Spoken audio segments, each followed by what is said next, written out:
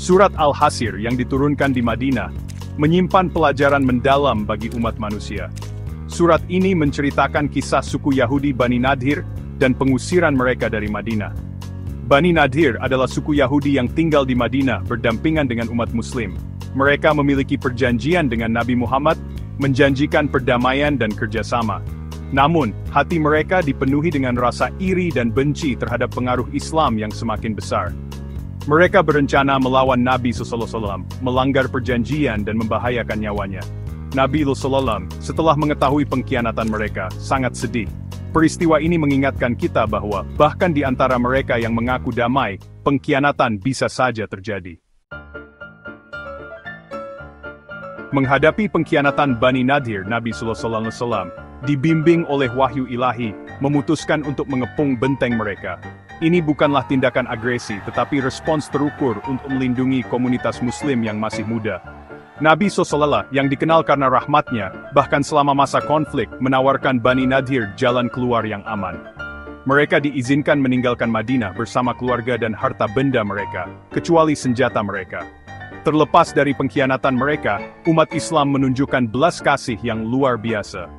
Pengepungan Bani Nadhir mengajarkan kita pelajaran berharga tentang menghadapi pengkhianatan dan konflik. Penyelesaian pengepungan secara damai, dengan sedikit pertumpahan darah, menggarisbawahi penekanan Islam pada perdamaian. Ini menunjukkan bahwa bahkan dalam masalah keadilan, Islam menganjurkan rekonsiliasi dan meminimalkan kerugian kapanpun memungkinkan. Setelah kepergian Bani Nadhir, umat Islam mendapatkan tanah, properti, dan kekayaan mereka yang ditinggalkan. Tanah dan properti ini tidak hanya berlimpah, tetapi juga memiliki nilai sejarah yang besar. Karunia tak terduga ini, yang dikenal sebagai fai dalam bahasa Arab, menjadi peristiwa penting dalam sejarah Islam. Fai bukan hanya sekedar harta benda, tetapi juga simbol dari rahmat dan kebijaksanaan ilahi. Allah, dalam kebijaksanaannya yang tak terbatas, mewahyukan bahwa fai tidak akan dibagikan seperti rampasan perang pada umumnya. Ini adalah perintah yang sangat berbeda dari aturan pembagian harta rampasan perang. Sebaliknya, itu ditetapkan sebagai harta bersama, untuk digunakan demi kepentingan seluruh komunitas Muslim, terutama fakir miskin dan yang membutuhkan. Ini adalah bentuk solidaritas sosial yang sangat kuat. Peraturan ilahi ini menyoroti pentingnya kesejahteraan sosial dalam Islam. Kesejahteraan sosial bukan hanya tanggung jawab individu, tetapi juga tanggung jawab kolektif. Konsep fai dan distribusinya berfungsi sebagai pelajaran penting dalam tanggung jawab sosial dan keadilan ekonomi. Ini mengajarkan kita tentang pentingnya berbagi dan mendukung satu sama lain. Ini menekankan bahwa kekayaan tidak dimaksudkan untuk ditimbun oleh individu, tetapi harus diedarkan di dalam komunitas untuk mendukung anggota yang lebih lemah. Dengan cara ini, semua orang dapat merasakan manfaat dari kekayaan tersebut. Prinsip ini membentuk dasar prinsip-prinsip ekonomi Islam yang mempromosikan keadilan dan kesetaraan. Dengan demikian, fai menjadi simbol dari keadilan sosial dan ekonomi dalam Islam. Bagian 4, Ansar dan Muhajirin, ikatan yang terjalin dalam pengorbanan dan persaudaraan. Kedatangan kaum Muhajirin, para imigran dari Mekah, di Madinah telah memberikan beban yang signifikan bagi kaum Ansar, para penolong dan penduduk Madinah. Mereka datang dengan harapan dan ketidakpastian, mencari perlindungan dan dukungan. Kaum Ansar, dengan hati terbuka dan kemurahan hati yang luar biasa, menyambut saudara-saudara mereka, berbagi rumah, sumber daya, dan mata pencaharian mereka. Mereka tidak hanya memberikan tempat tinggal, tetapi juga cinta dan persahabatan yang tulus. Tindakan pengorbanan tanpa pamrih ini memperkuat ikatan yang tak terpatahkan di antara mereka. Setiap tindakan kebaikan memperdalam rasa persaudaraan dan saling menghormati. Distribusi fai memberikan kesempatan bagi kaum Ansar untuk lebih menunjukkan kemurahan hati mereka yang tak tertandingi. Mereka berbagi dengan penuh keikhlasan, tanpa mengharapkan imbalan. Mereka menawarkan untuk berbagi kekayaan yang baru diperoleh dengan saudara-saudari Muhajirin mereka, meskipun mereka adalah penerima yang sah. Ini adalah contoh nyata dari solidaritas dan kebersamaan. Ini mencontohkan semangat sejati persaudaraan Islam, sebuah persaudaraan yang melampaui batas-batas material dan duniawi. Ikatan mereka, yang ditempa dalam pengorbanan dan kesulitan bersama, menjadi contoh cemerlang bagi generasi Muslim mendatang. sebuah kampus hidup beringati des sati. Bagian 5, orang munafik terbongkar, peringatan terhadap tipu daya dan kebohongan. Sementara peristiwa seputar Bani Nadhir terjadi, sekelompok orang yang dikenal sebagai orang munafik mengintai di dalam komunitas Muslim. Orang-orang ini secara lahiriah mengaku Islam, tetapi menyimpan keraguan dan kebencian di dalam hati mereka.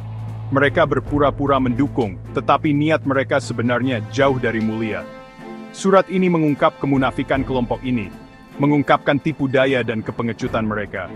Mereka berpura-pura peduli pada umat Islam selama pengepungan, sementara diam-diam berharap kekalahan mereka.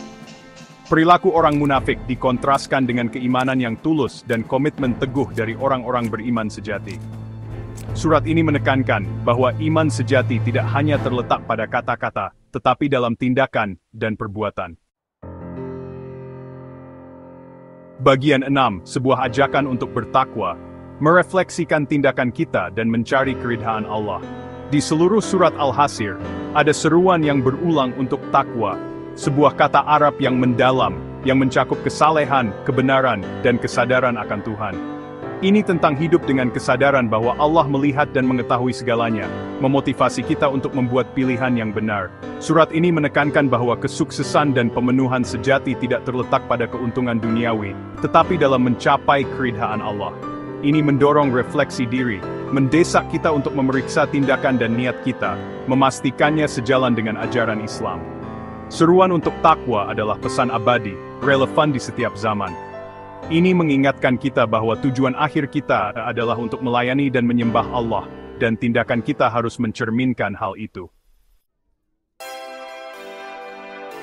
Bagian 7, kesimpulan, keagungan Allah dan pelajaran abadi dari Al-Hashr. Surat Al-Hashr diakhiri dengan memuliakan Allah, menekan kekuatan, pengetahuan, dan kebijaksanaannya yang tak terbatas. Ayat-ayat ini mengajak kita untuk merenungkan kebesarannya dan mengingatkan kita akan kehadirannya yang selalu ada. Ini mengingatkan kita bahwa Dia adalah perencana dan pengatur utama dari semua urusan, dan kehendaknya selalu menang. Tidak ada yang terjadi tanpa izinnya, dan segala sesuatu berada di bawah kendalinya.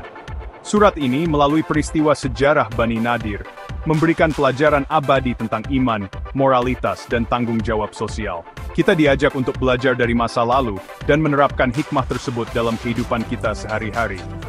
Ini mengajarkan kita tentang pentingnya kesetiaan, konsekuensi dari pengkhianatan, kekuatan persatuan dan persaudaraan, dan kebutuhan terus-menerus untuk refleksi diri dan berjuang untuk kebenaran. Refleksi diri ini membantu kita untuk tetap berada di jalan yang benar dan terus memperbaiki diri. Pelajaran dari surat Al-Hashr sama relevannya saat ini seperti berabad-abad yang lalu. Nilai-nilai yang diajarkan tetap menjadi panduan bagi kita dalam menghadapi tantangan zaman modern.